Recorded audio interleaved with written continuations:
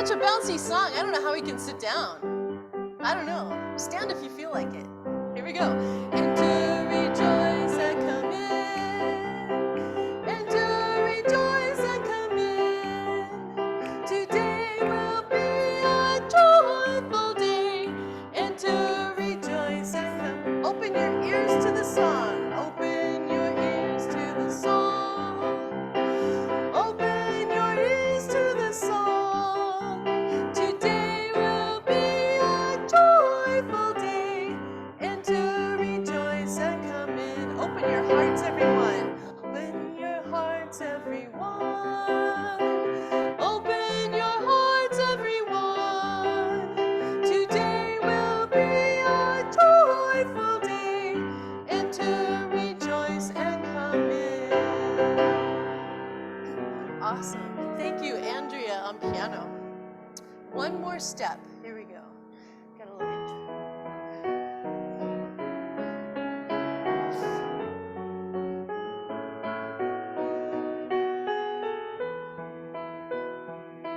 Here we go.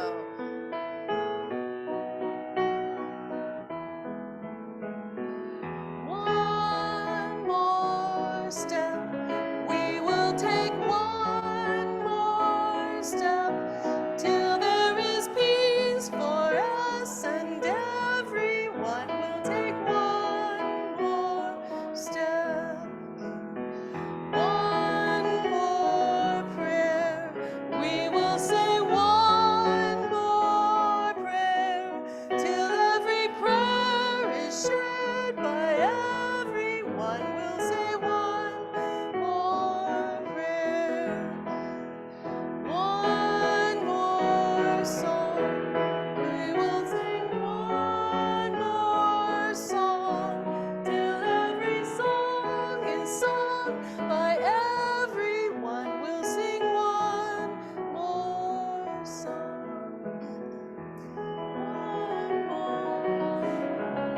We will sing one more song till every song is sung by everyone. We'll sing one more song.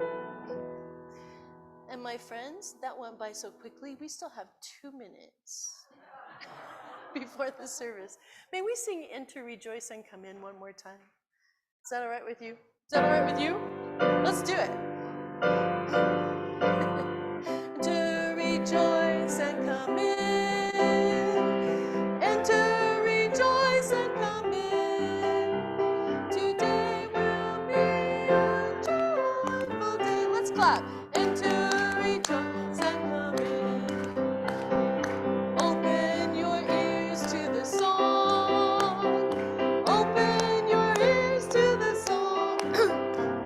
Today will be a joyful day, and to rejoice and come in. Open your hearts, everyone. Open your hearts, everyone. Open your hearts, everyone.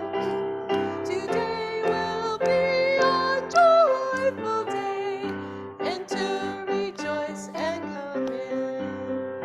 Thank you, everyone. Be seated.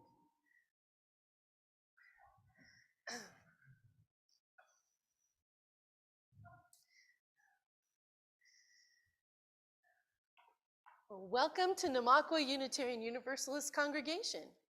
I'm Reverend Dana Lightsey, and we are glad you are here. This is a come as you are congregation. I love that. I've never heard that before, but I love that. We are a come as you are congregation. So please come just as you are, and you are always welcome. I want to extend a special welcome to any visitors. We would love to stay in communication with you, connected. So please sign up for our communications at the back at the main entrance. Here at Namakwa Unitarian Universalist Congregation, we foster a beloved community that celebrates diversity, strives for peace and justice, acts mindfully for the good of the planet, and inspires spiritual growth through a free and loving search for truth and meaning. We honor the ground we walk upon and acknowledge this land as the traditional ancestral home of the Arapaho, Cheyenne, and Ute nations and peoples. We recognize and honor the indigenous people as original stewards of this land and vow to reconcile the deep wounds that still shape our world today. So today is every day is a special day, but today's a rather special day because after the service, we are inviting you to meet the many chairs of our different committees that we call ministries. And they are the people who help get things done. And I'm speaking to you right now. You know who you are. We thank our many volunteers, but we invite you to come talk with them after the service and to sign up to join our ministries to participate in the life of the church. We will keep this brief. So not to worry, it's not going to go too long. We still have coffee hour, but this will happen right after the service. After this, we will also invite you to a conversation to discuss our annual budget and the deficit we currently have. Please join Doug Stewart for that here in the sanctuary. So maybe you can go grab a quick bite of something and dash back or something. We have a lot going on this morning because we also have Getting to Know You for anyone who wants to learn more about us. This will be after we get done with our volunteer conversation, and it will be in my office in the building just behind us. Next Sunday, I am leading the service called The Song of the World, and after that service, we will be having our congregational meeting, so I hope you join us for that. If you have a brief personal joy or sorrow you would like to have shared in today's service, but do not want to come forward to the microphone, please write it down on a piece of paper to be collected by the ushers during the offering. You can find paper at the table in the back. Please note that all of our other events, which are many, that are happening this week and this month, are on the calendar in your order of service. So I'd like to thank everyone who is a part of today's service. Thank you. And with that, I invite us to settle into our breath. I'm thinking of Claire, our intern, Claire Hammamore right now. Let's take a nice big breath in honor of Claire, shall we? And let it go. And another nice big breath. And let it go. And as you settle into your own breathing, coming into this space and into this moment, letting go of everything happening around you just for a few minutes,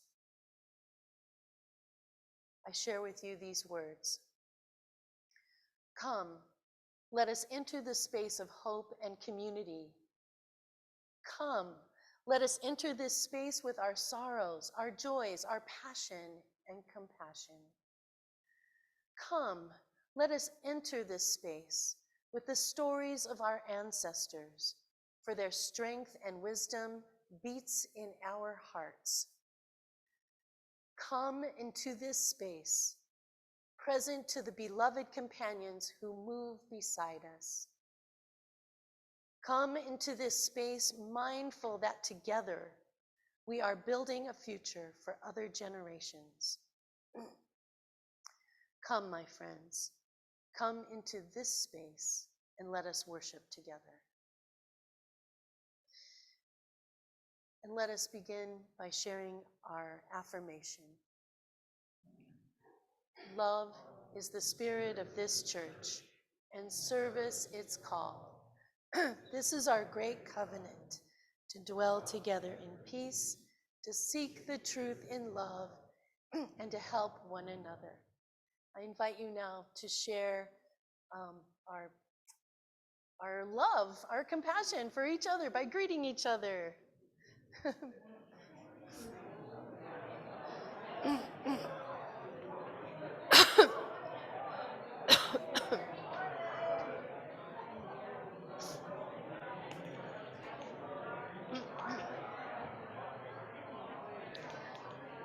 We'll have to introduce you to folks. Yeah. Good morning.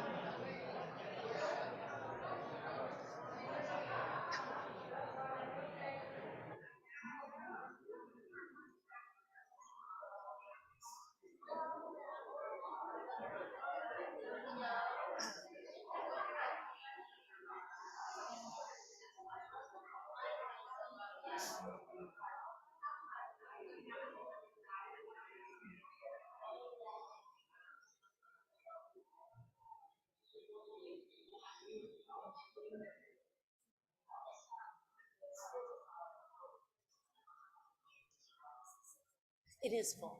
I checked. Thank you. I invite us to sing Wake Now My Senses.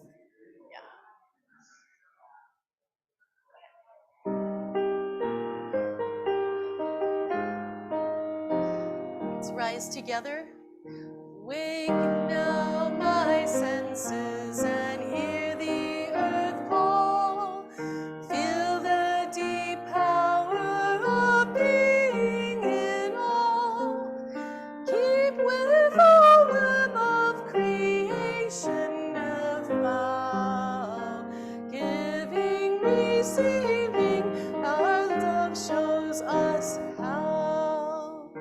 Wake now my conscience with justice thy guide. Join with all people whose rights I denied. Make no moment it a privileged place. God's love embraces the whole human race. Wake now my vision of ministry clear. Brighten my path even when it's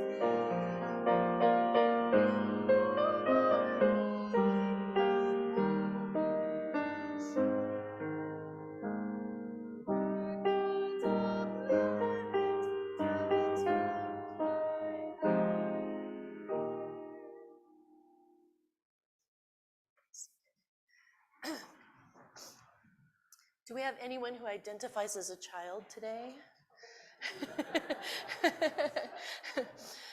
That, of course, could be any age. I think I still identify as a child. Perhaps you do as well. Okay, I don't see any little ones. Nonetheless, I have a great story for us today called A Lamp in Every Corner. And this is based on a true story. And I'm looking at Cherry because I should have got some pictures from you from Transylvania to share. Yeah, so if you have questions about Transylvania, talk with Leonard or with Cherry. So many long years ago, in the land of Transylvania, in a mountain valley, there was a village of small wooden houses. And the people in the village were of the Unitarian religion, and they wanted a church of their own.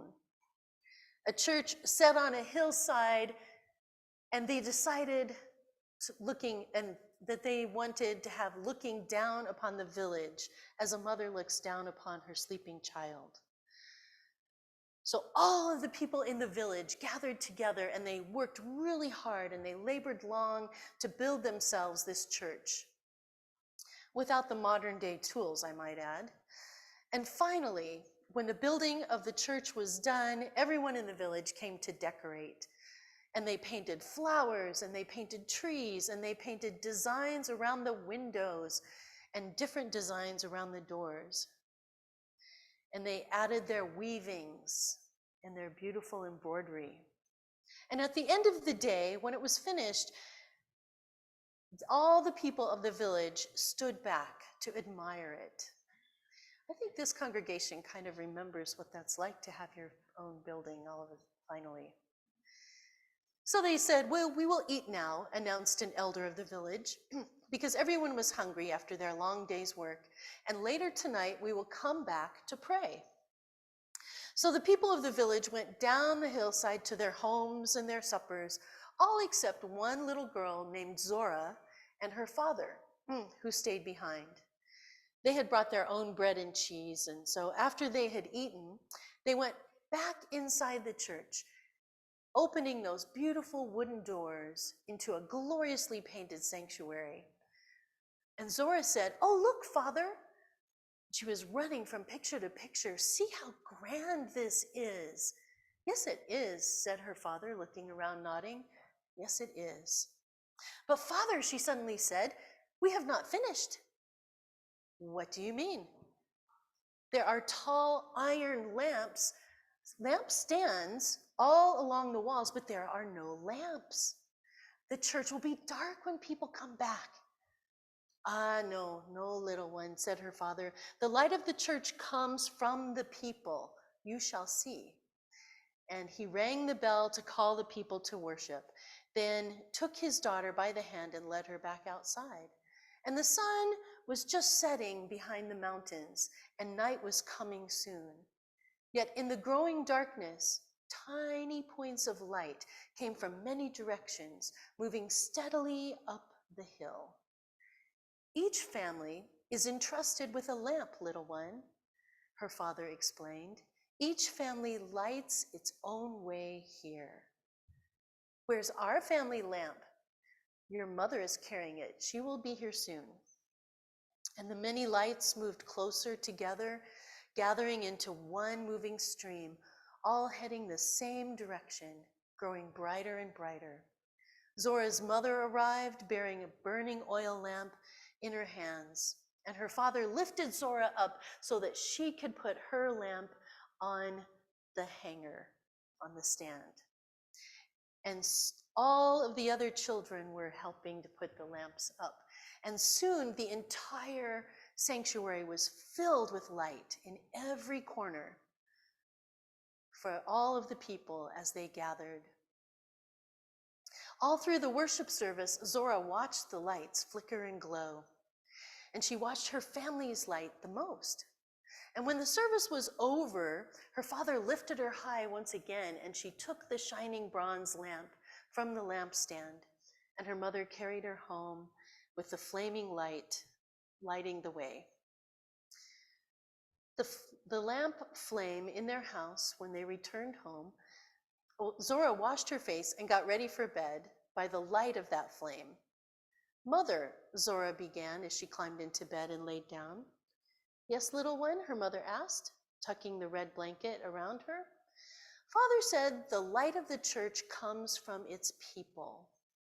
"Yes, but also the people take their light from the church.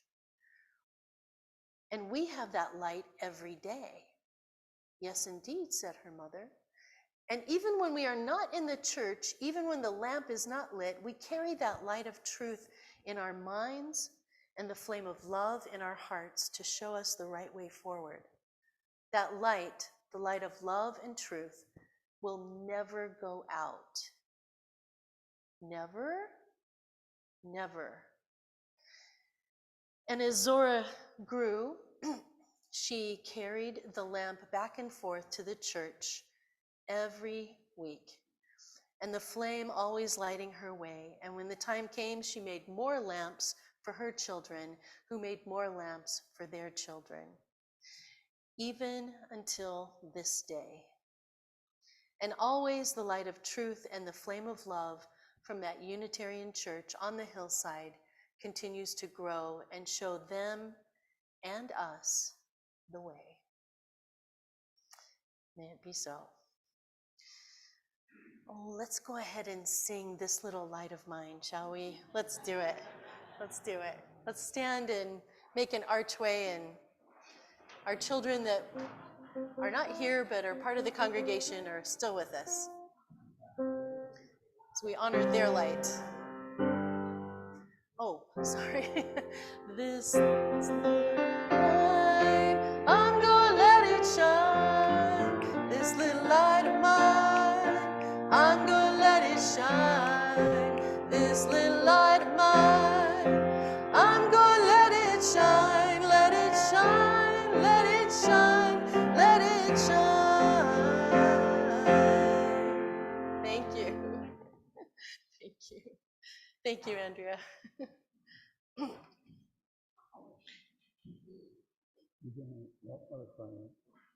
Okay.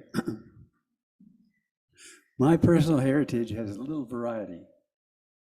My father's family was from Holland, and my grandfather worked for Shell Oil, which then moved them to Java until the 1930s, when the family moved to Cincinnati, where my grandmother was originally from. Hear me okay?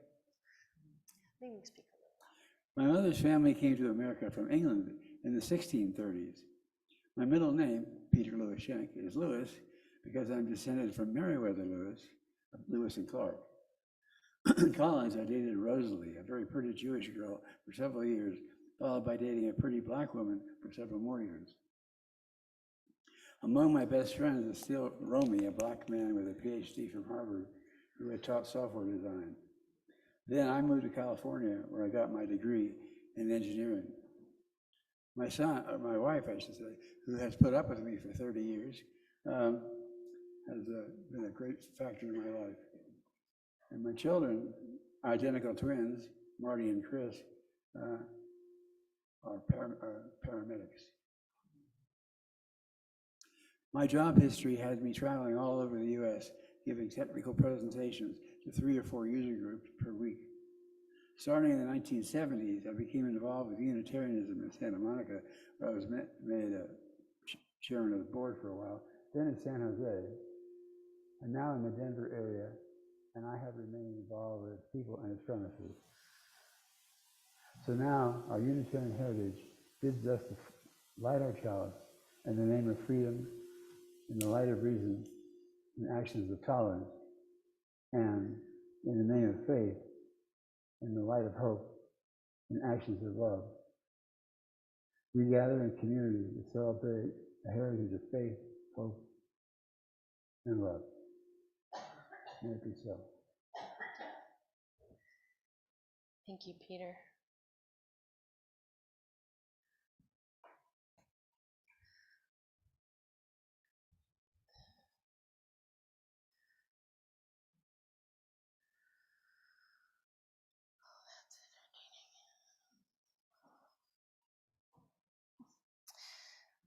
And now we're going to take our morning offering.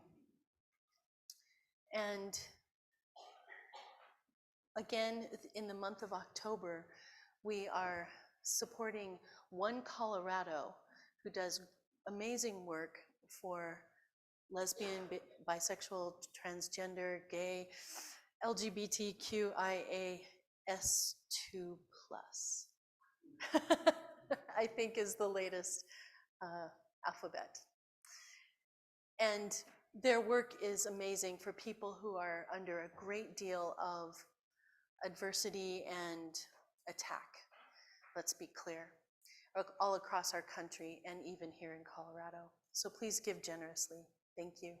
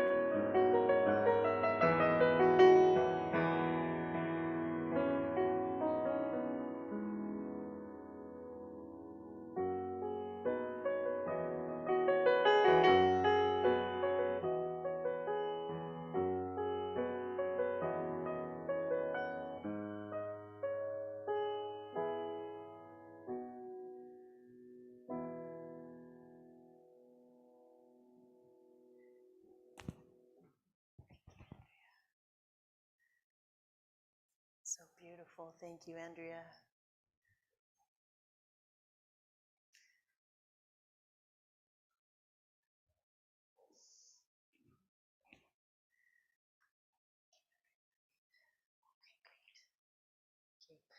Thanks to each and every one of you for all of the ways that you support this congregation, financially and in so many other ways. Thank you for all the ways you give.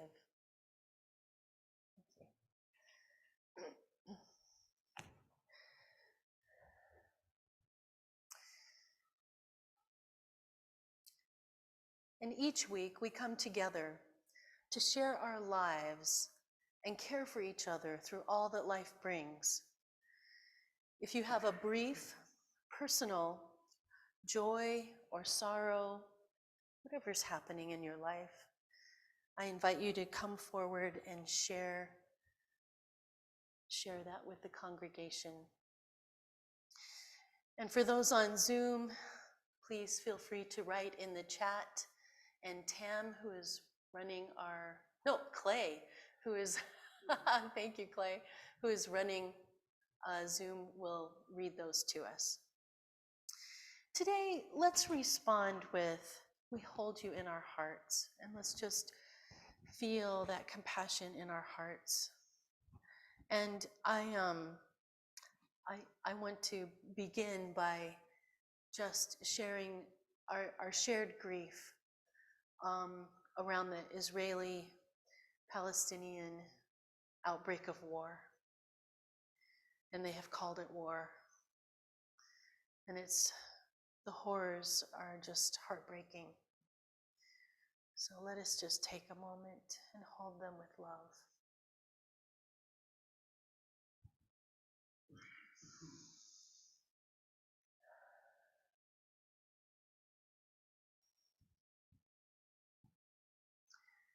We will find ways to reach out to them in any way that we can.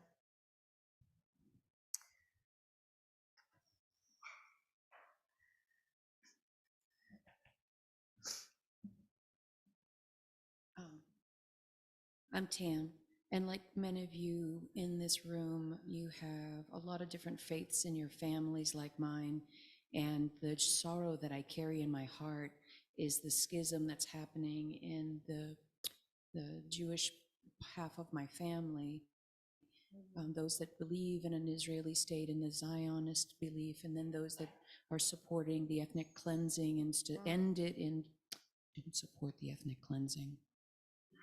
They support Palestine, and there is a battle of ideologies going on right now, and it is ripping the family apart. And I know that I'm not alone. So for the light workers and the healers, and for those of us to find peace in our heart, I know it's a shared sorrow.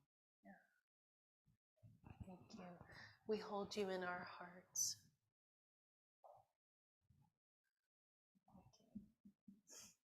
So I'm Cherry, but I wanted to share that Paul McCarter is here this morning. And some of you may know that his wife, Carolyn, died this week after a long illness. So anyway, Paul is here so you can show your support of him. Thank you. Okay. Paul, know that we hold you in our hearts and hold the whole family in our hearts.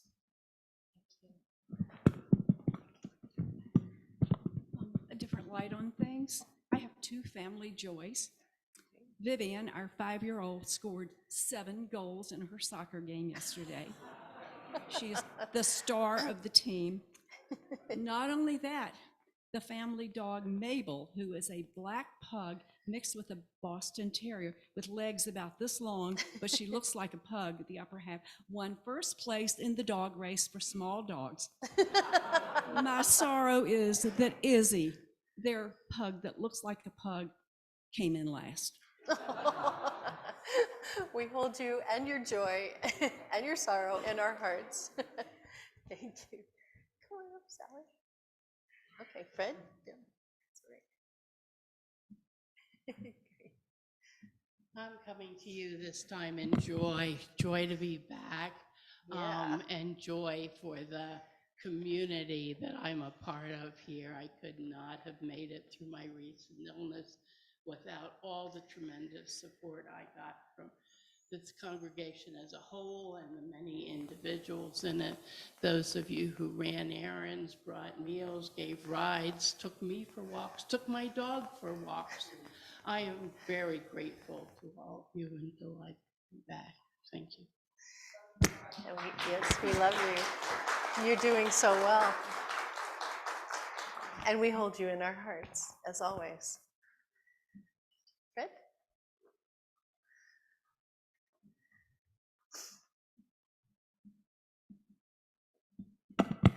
I was gone last week because I was at a high school reunion. Lincoln, Nebraska is really a hometown. There are people there that I'd gone to kindergarten with, and a lot of people that went to school all the way through, in my case, all the way through law school, and they're still there, they've never left. But our high school class, 5 years before our 50th high school reunion, decided to have one every year, just in case some of us didn't make it. So now we're 7 years after our 50th reunion, and we're still doing it. So this year we didn't have, some of us didn't make the first one in June, so we decided to have yet another one. So I went to our 57 and a half union. So in any case, the kindergartners I've known 69 years. Wow, that's amazing. Oh, Peter? Very quickly, I brought a bunch of magazines here to give away, The Atlantic, The Economist, and things like that. A lot of the articles are now obsolete, but some of them about art and so forth are still current. So if you have any interest, they're free. Just grab them from our room in there. Thank you. Thank you. And a couple of things that I have. First, we hold in our hearts Vicki Clark, whose sister just passed away this past week. And so we send her love, and please continue to hold her in our hearts as well. And for Mickey McGuire, Mickey says, yesterday, on the advice of the memory care staff, I entered my 97-year-old mother into hospice care. While her health has not changed dramatically, she has declined in the past few months. Hospice will add extra level of support as she needs. And we hold you and your family and your mother in our hearts. Thank you. And we will be having a memorial service for Carolyn McCarter on the 19th of November at 2 o'clock in the afternoon, and I'll be sending out information about that. Thank you. And then we do have one on Zoom from Brenda Christensen. Oh, Brenda. Hi, Brenda. She says that her 16-year-old son, Aiden, tested positive for COVID a week ago and has recovered well with a mild case.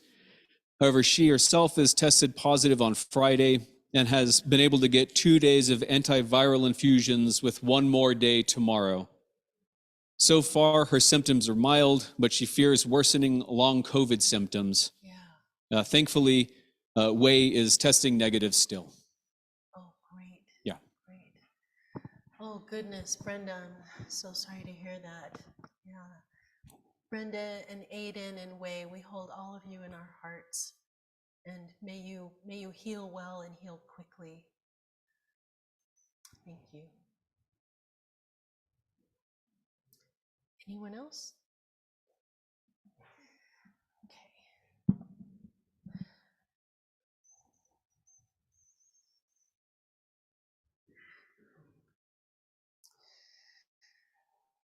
I invite you to join with me in settling into a space of meditation as we settle into our breath, breathing in love and compassion for ourselves and sending out love and compassion to our community and to the world. Holding all of the unspoken joys and sorrows in our hearts. For this is what makes a community.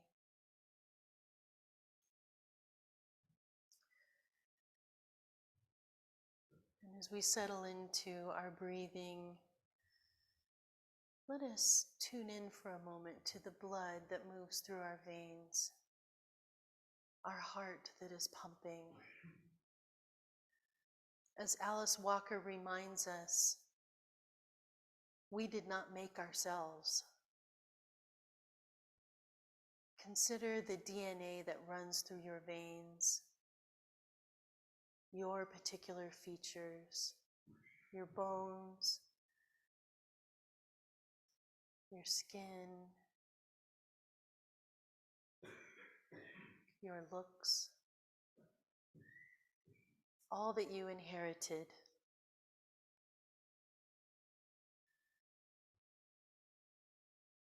And far beyond our physical features, all that we have inherited, both good and bad, it's a judgment, all that we have inherited from our ancestors, the heritage that we have been given.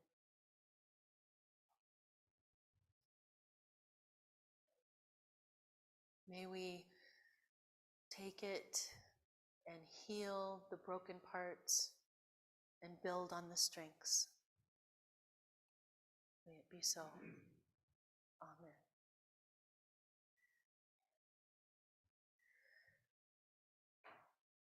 I invite you to sing together the hymn, "We Would Be One," a classic.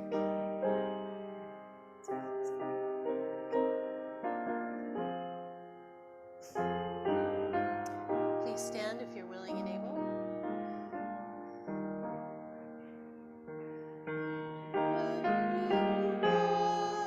As now we join in singing our hymn of love, to pledge ourselves anew to that high cause of greater understanding of who we are and what in us is true. We would be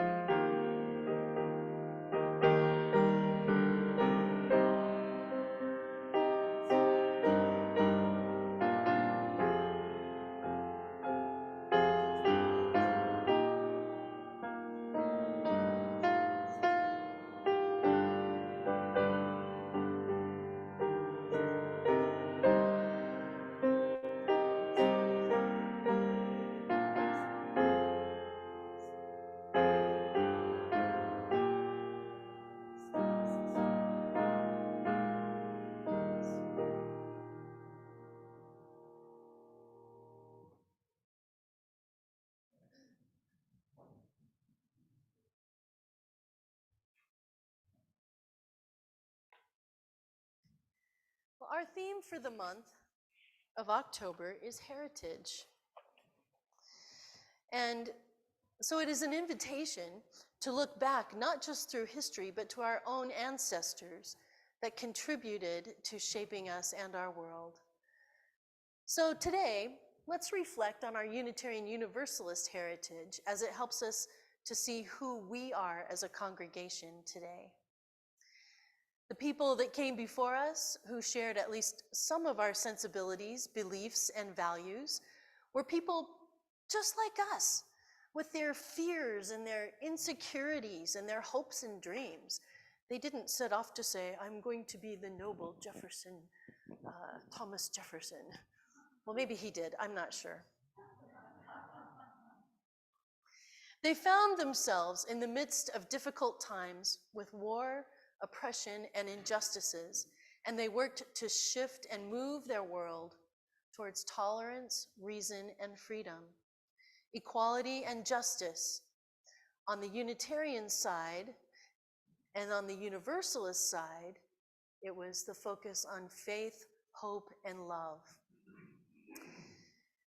It occurs to me that we are their legacy. Our values, our beliefs, our way of being together in this world and in this congregation are highly influenced by them. We are their descendants and their legacy. And those that come after us, we are their heritage.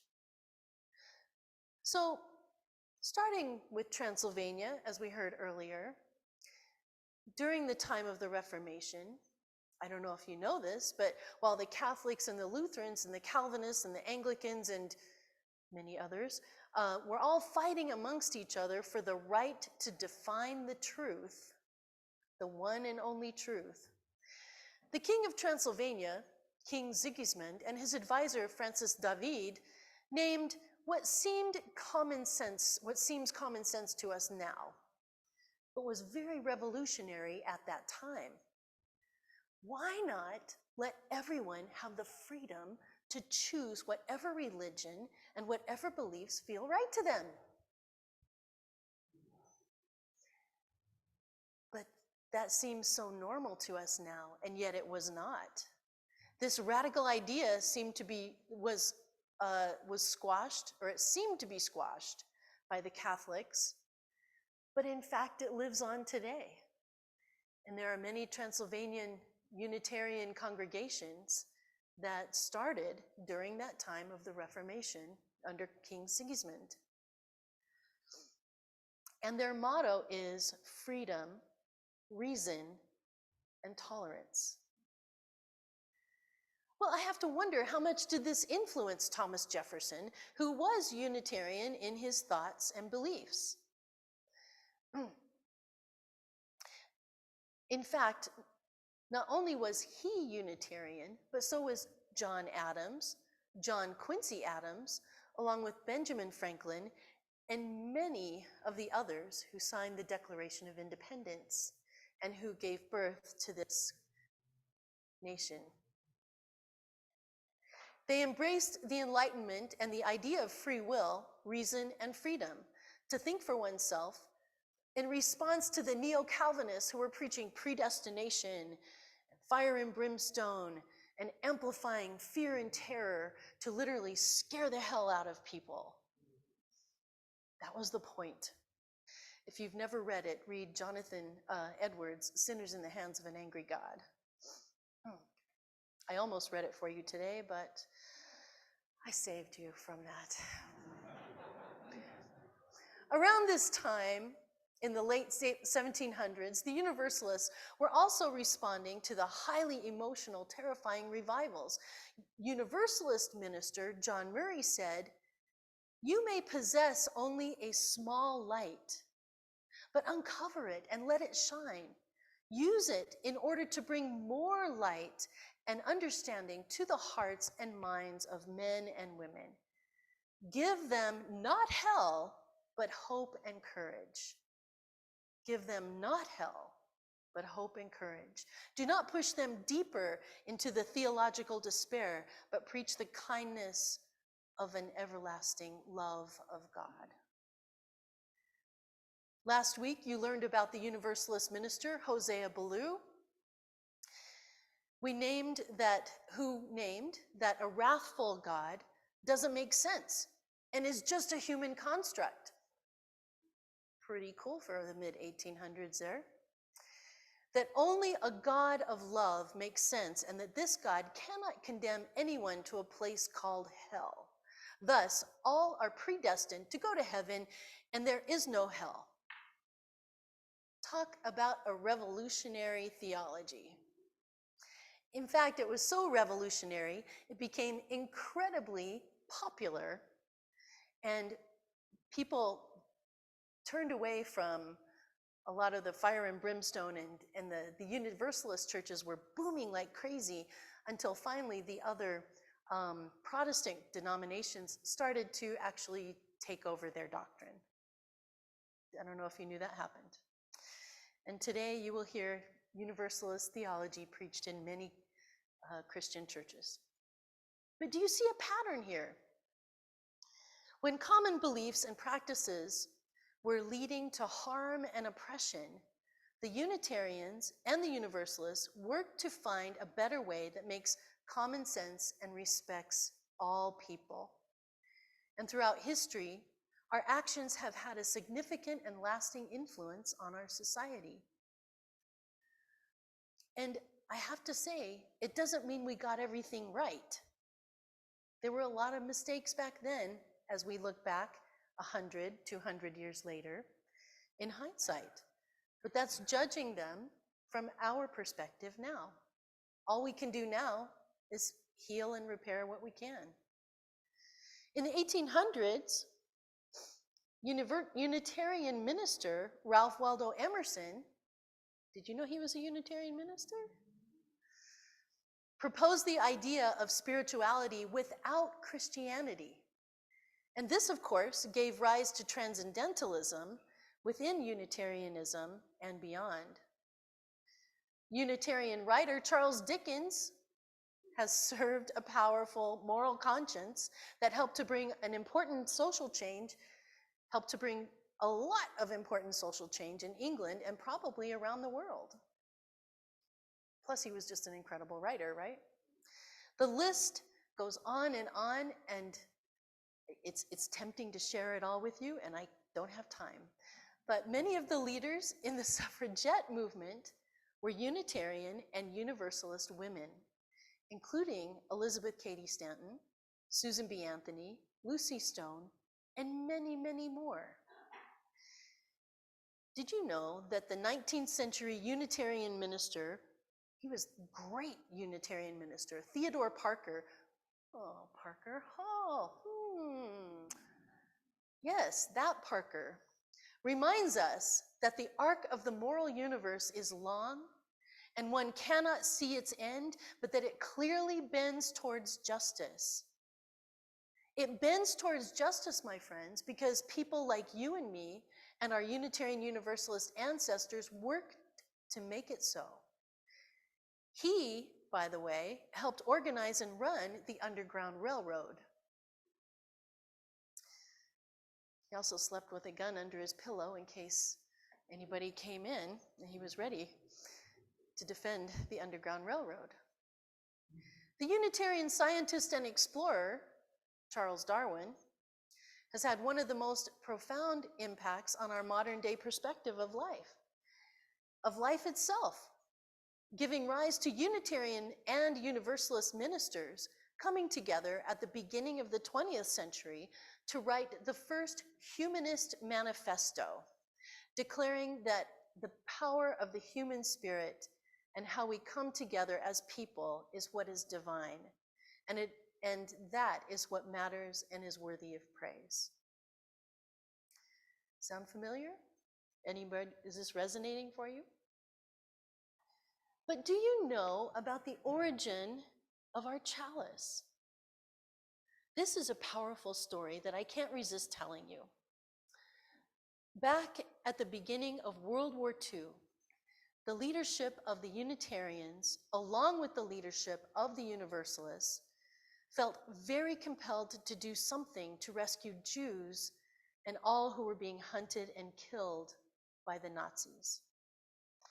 They recruited Reverend Waitstill Sharp and his wife, Martha, to go to Prague and to help create an underground operation to smuggle Jews and others out of the country. They saved many hundreds, if not thousands, of lives, including many of the children. They needed, however, a symbol in order to have official-looking paperwork. And so they found someone in the Unitarian church in Prague to design it. And this person chose a symbol from the 15th century Catholic priest Jan Hus, who started an uprising against the Catholic Church because of the blatant corruption within the church. So this was pre-Reformation. Have any of you ever heard of Jan Hus? Very few, but a few. Yeah. So this symbol actually goes way back to before the Reformation and was a part of starting the Reformation. So this symbol was the flaming chalice. And during the war, the Unitarians and the Universalists formed the Unitarian Universalist Service Committee, whose symbol became the flaming chalice. This was the first time the Unitarians and the Universalists ever did anything official together. Later, in 1961, when they decided to merge into one denomination, they formed two circles around the chalice to symbolize the two coming together into one. You don't see the circles here, but if you look at my necklace, you'll see the two hoops.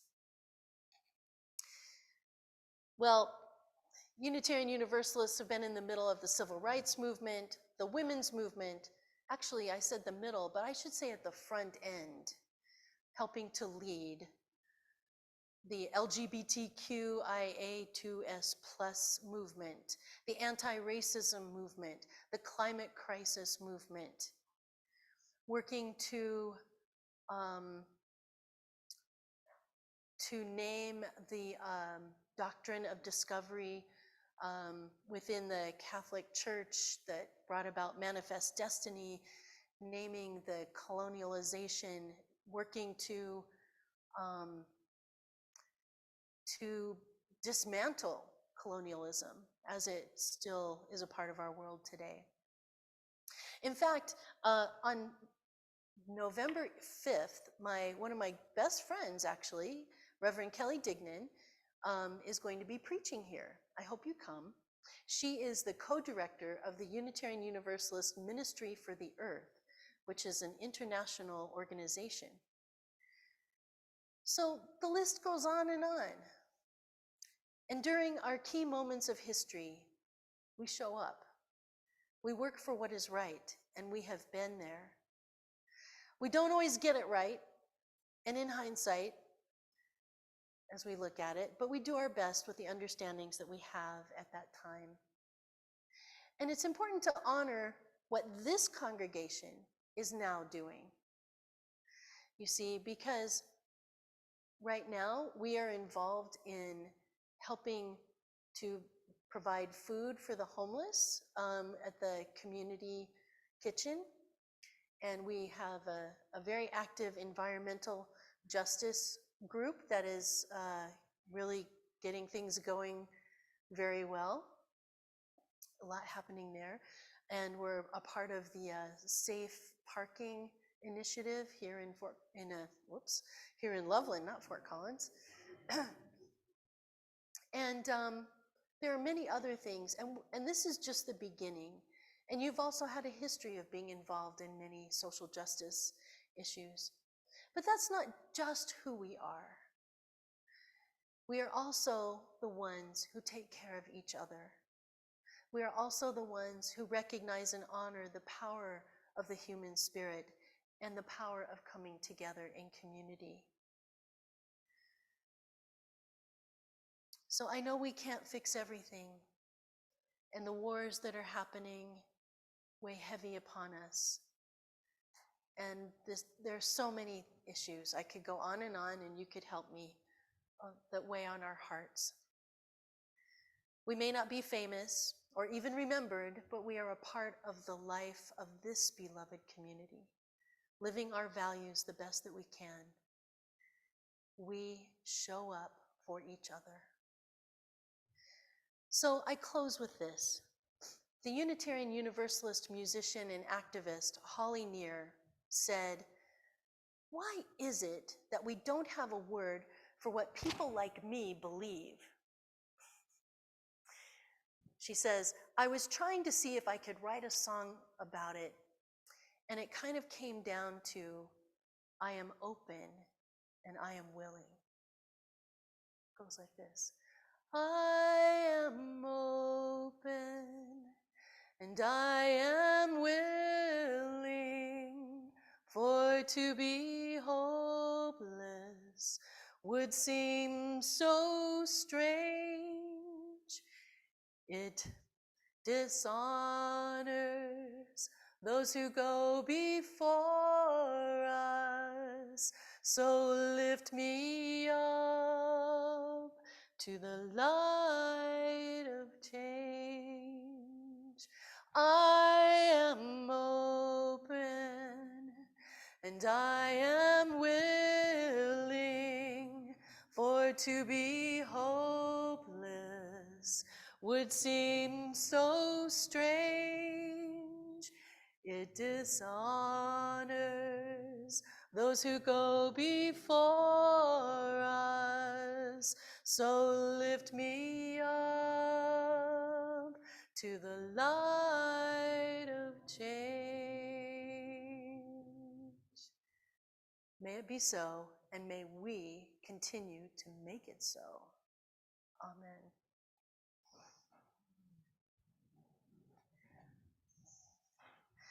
Invite us now to rise in body or spirit and sing together, My Life Flows On, in endless song.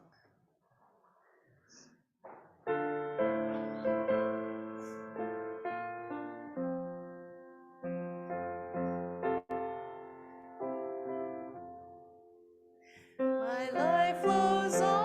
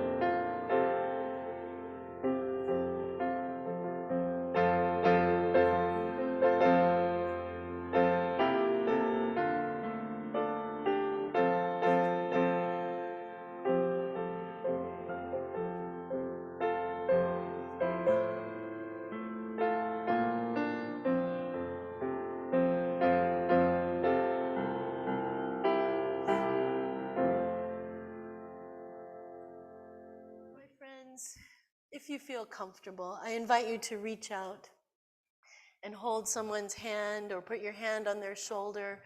Somehow connect with our community. You want to come up here? Come connect. There we go. Thank you. We met earlier. If you are proud of this church, become its advocate. If you are concerned for its future, share its message. If its values resonate deep within you, give it a measure of your devotion. This church cannot survive without your faith, your confidence, and your enthusiasm. Its destiny, the larger hope, rests in your hands. May it be so. And don't go anywhere. You You can sit down. Thank you. By the way, the magazines I mentioned won't be available until next week. Okay, that's okay. Thank you, Peter. I would like to invite the chairs and co-chairs of our ministries to come forward and share your name and share a brief, very brief description of what your ministry team does and where you will be in this room for people to come and talk with you in just a moment. And so I'll represent worship. How about that? It's an idea. So the worship team, our worship associates, help with the service as Peter did today, and many of our worship associates actually put together entire services. And so once a month we get together and learn what that's all about. Leo, you want to be a worship associate? Oh, okay. Just checking. Anyhow, I will be, how about I'll be over by the piano and over in kind of in this area, and then if people want to talk about music and worship and that kind of thing, how about we'll be over here? Unless it's too crowded, and then I'll find another place, because you all want to go to music, I'm sure. So others, come on up and introduce yourself. Marion, thank you. I'm Marion, and I'm chair of the music ministry, which has gotten much easier now that we have wonderful Ryan. But our main purpose is to support Ryan and, of course, Reverend Dana in getting beautiful music to enhance our services. We also oversee the Fleming Memorial Fund. It used to be the Tom Fleming Fund, but now that Barbara's gone too, it's the Fleming Memorial Fund, and that's money that helps us bring guest musicians to services. What else do we do? Very quickly. Well, that's basically what we do. And how about if we meet? We'll meet. We'll be like right here. So Okay, we'll be here. Oh, okay. Great. And if you're interested in becoming a part of any of these ministries, you can sign up and do that. We would love more worship associates. Okay, who wants to go next? Okay. Marion, here's your sign. We can feel like the suffragettes.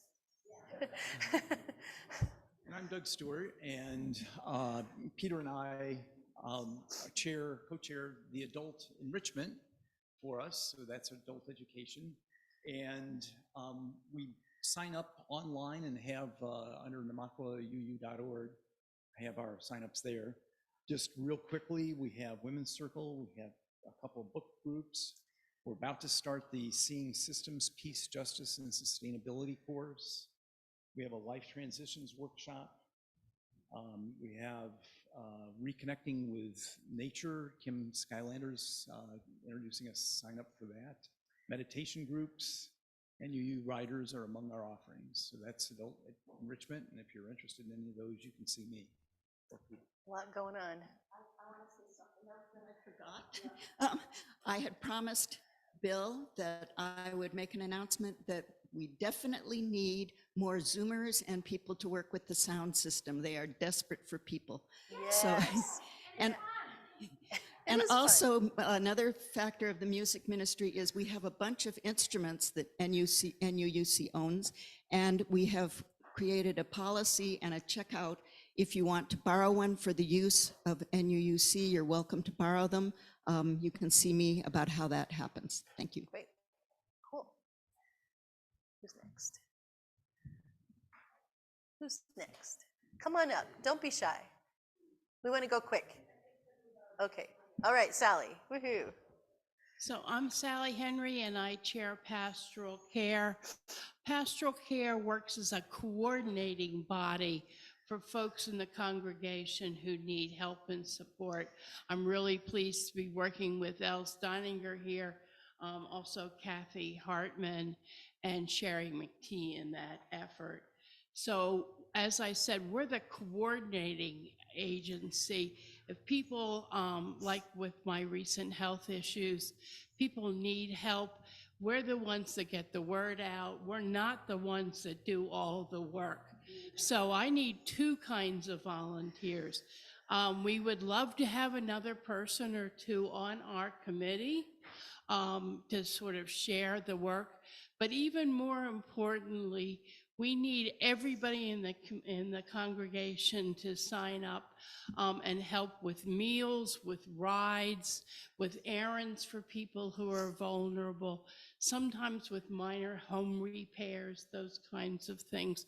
That's the kind of support we give our community. I can vouch it's vital to all of us, and we can all do our own little part. So whether you're interested in being on pastoral care or just being one of our awesome volunteers, we're going to be right over here, Els and me, by the window.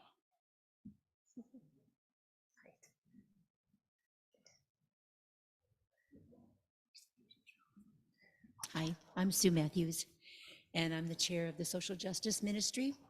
And we cover a lot of things, as all Unitarians believe in. It's all about helping and making changes.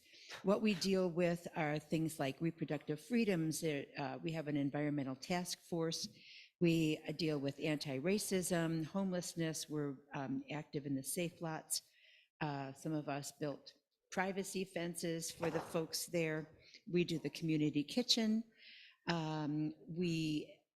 We're about gun reform, LGBTQ rights, get the vote out issues. We've got postcard signing coming up if anybody wants to join us on that.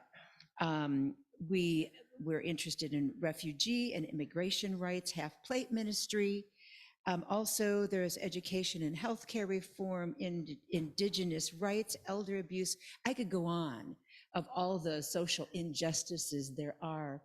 And for those of you that want to join us, we are a vibrant community of 13 or 15 of us. And we'd love to have you join us. And so I'll be over here. And we'll be doing a service on Transgender Day of Remembrance, by the way, in November. Good thing to mention. Hello, I'm Kat. I'm Clay. We are Community Building Ministry, which is really a ministry of subcommittees. We have lots of other people who do this work of community building, and our mission supports the mission of this congregation in fostering deep, authentic connection, removing barriers that prevent people from engaging with each other, and supporting people being better, hopefully, for the time they spend in community.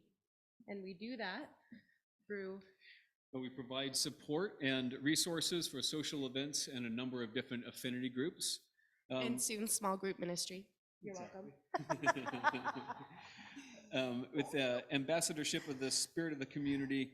So what we do here is really invite the community to share what it is that, by community I mean all of you, share what it is that that you need and want from the congregation, and also what you have to offer to community.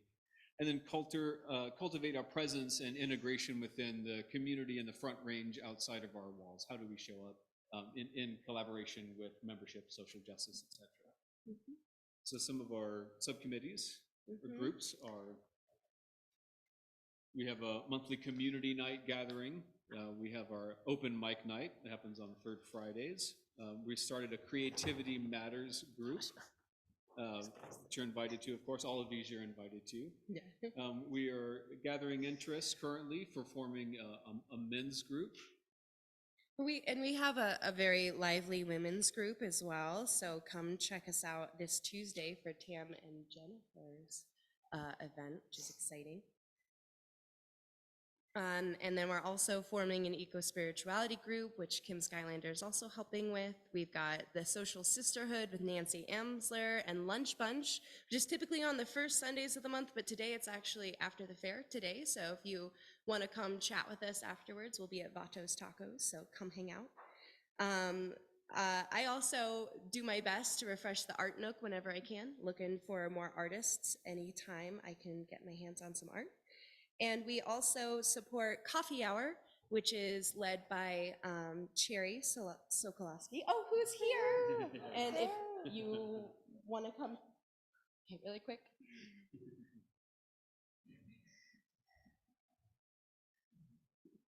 Hi, as some of you know, I'm always looking for new people to help with coffee hour because it's part of building community. So we have a November sign up sheet already. And if some of you can sign up on that, we'd be most grateful. Thank you. And we still have the last week of October is also in. So yeah, that's a lot. And I have little handouts. You can come see us afterwards. We'll be up here. You know what? Let's trade places. Why don't you guys be here? And it makes sense for worship to be at the pulpit, it occurred to me. Okay, so we'll be right there, and I have handouts. I also have a really short 3-question survey that we would just love to hear your thoughts about what's going on here and how we can serve you. Thank you.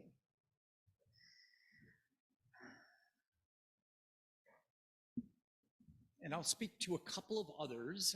We have building operations, and Jonna Drake is not feeling well today, and she's our chair. So we have folks that do maintenance, and that's under the board. And so for major stuff like our deck, the board takes care of those things. But for things like decorations and building supplies, just sort of keeping things running, building operations is responsible for that. If you want to help Jonna out on keeping things going week to week, you can see me here today. We've also got communications, which is run mainly by our admin, but we are looking for a chair or co-chairs, just so that we have tell Chantel what we want to do in communications, kind of coordinate our communications efforts. And finally, do we have anybody here who can speak to religious education for our kiddos? But we've got teacher signups that we do for religious education. And so if you're interested in doing that every month or two for a week, be with the kiddos, you can, I guess, let me know today, and we'll get you hooked into religious education for our kiddos. I think that's it. You know, the one thing that we missed is we always need more ushers. So if it's a great way to get to know the congregation, and it's just helping out on Sunday morning. So if you would like to help be an usher, who might be able to have them talk? Clay, would they be able to come talk with you maybe about being an usher, since you're an usher today? I put him on the spot. Sorry, Clay. Okay. He's not official, but he can tell you what being an usher is all about. Okay, so if you want to come talk with us and join us for just a few minutes, and we can write your names down and get back to you, please do. And then we'll have coffee hour, and then after we wrap up, Doug is going to lead a conversation about the budget. So don't want to forget that.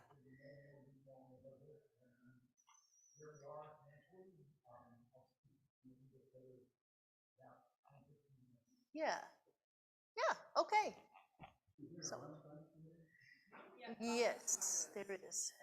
Vatos Tacos. Yeah. Thank you, everybody. Thanks for being here.